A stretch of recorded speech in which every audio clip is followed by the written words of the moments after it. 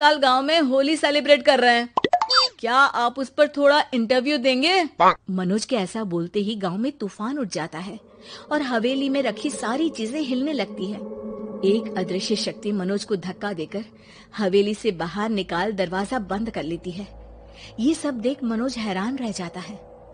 क्या अभी मुझे हवा ने धक्का देकर बाहर निकाल दिया? मेरे होते हुए इस गांव में कभी होली नहीं बन सकती, इसलिए दोबारा ऐसी कोशिश भी मत करना, अंजाम बुरा होगा। आवाज सुन मनोज हैरानी से इधर उधर देखने लगता है, पर उसे कोई दिखाई नहीं देता। वो गांव वापस आ जाता है, जहां तूफान की वजह से सब कुछ तहस महस हो चुका होता है। आखिर ये तूफान आया कैसे?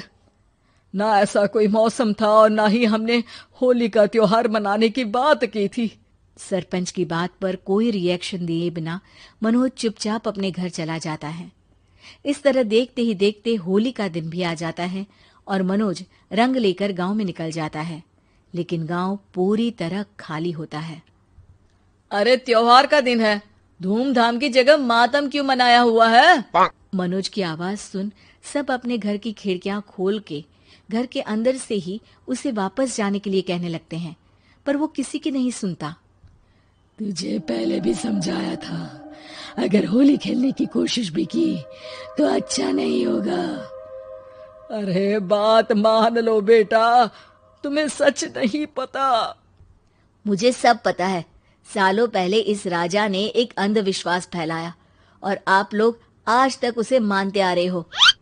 अरे बेटा, जब तुम पैदा भी नहीं हुए थे उससे भी बहुत पहले से इस गांव पर होली का श्राप है। अगर गांव में होली का त्योहार मनाया जाता है तो प्रलय आना पक्की बात होती है। राजा भूषण इस सब में नहीं मानते थे और त्योहार मनाने लगे, जिसके चलते होली वाले ही दिन पहले उनके बेटे की और फिर उनकी मृत्यु हो गई। तभी से गांव की रक्षा के लिए उनकी आत्मा उस हवेली में रह रही है। सबकी बातें सुन मनोज उलझन में पड़ जाता है। सोचना भी मत मनोज, अगर तुमने इस परंपरा को तोड़ने की कोशिश भी की तो उसका परिणाम इस गांव और गांव के लोगों के लिए अच्छा नहीं होगा। मुझे भी यकीन नहीं हो रहा कि आप लोग एक बेतुकी बात को मानकर सालों से रंगों के त्योहार को मातम की तरह मनाते आ रहे हो। मनोज किसी की कोई बात ना मानते हुए पूरे गांव में रंग बिखेर देता है, जिसके तुरंत बाद वहां तूफान के साथ बिजलियां गरजने लगती है। अचानक मौसम में ऐसा बदलाव देख जहां मनोज कंफ्यूजन में आ जाता है, वहीं गांव वाले डर से सहम जाते हैं।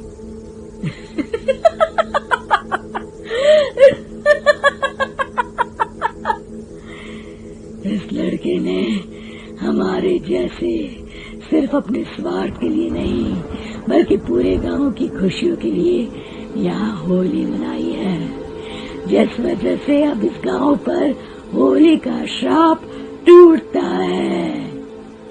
ऐसा बोलकर राजा का भूत वहां से गायब हो जाता है, जिसके बाद गांव के लोग धूमधाम से होली मनाते हैं।